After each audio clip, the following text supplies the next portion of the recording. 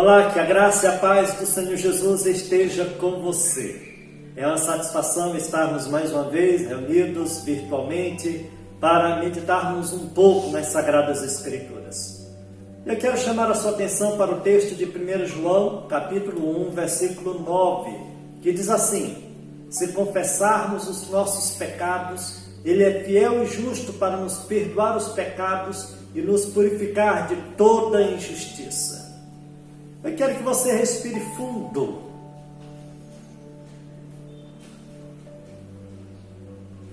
O organismo humano possui um sistema vital para a manutenção e preservação da vida, o sistema respiratório. Consiste basicamente no exercício de inspiração, a entrada de ar puro, o oxigênio, tão indispensável para o bom funcionamento dos órgãos, e a expiração, que promove a saída do ar impuro, o gás carbônico dos pulmões. Esse exercício é automático e constante para a preservação da vida. O descontrole do sistema respiratório causa a falência dos órgãos. Na vida espiritual acontece a mesma coisa.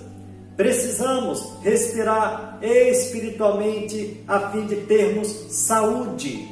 A natureza pecaminosa luta contra a natureza espiritual e, portanto, precisamos respirar espiritualmente. Devemos, primeiramente, expirar, ou seja, eliminar de dentro de nossos corações os pensamentos, as palavras e as atitudes que contrariam a vontade de Deus. E isso deve acontecer através da confissão, que é a admissão do erro e a demonstração de arrependimento. Embora Deus saiba de todas as coisas, é dever do cristão ser réu confesso. Quando não há a confissão, a nossa comunhão com Deus é abalada e não usufruímos das suas bênçãos.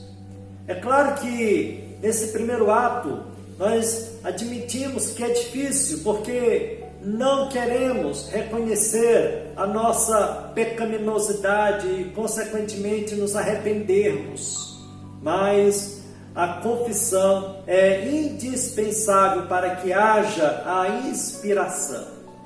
A inspiração espiritual consiste em receber o perdão gracioso de Deus, tão logo haja a confissão. O texto diz que Deus é fiel e justo para conceder o perdão. O perdão de Deus, ele é possível por causa do sacrifício do seu Filho Jesus na cruz. Através de Cristo, Deus perdoa e nos justifica. O perdão também traz a purificação de toda a injustiça. A nossa saúde espiritual vai depender do exercício da respiração espiritual, que deve ser automática sempre quando o pecado ele vem à nossa mente. E também deve ser constante, deve fazer parte da vida espiritual de cada um de nós. Porque o desejo de Deus é a nossa santificação, isto é, a separação do pecado. O verdadeiro crente não tem mais prazer nas obras do pecado, porque ele é uma nova criatura e o seu viver deve ser para a glória de Deus. E eu pergunto, como é que está a sua vida espiritual? Suas atitudes, palavras e pensamentos têm sido para a glória de Deus? Você tem se afastado gradativamente do pecado, tendo uma vida santa diante de Deus?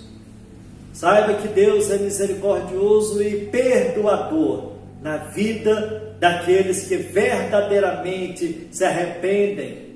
Então, o meu conselho para você é que você se volte para Deus, que você experimente intensamente não só as bênçãos de Deus, mas uma vida segundo os seus propósitos. Que Deus em Cristo te abençoe. Amém.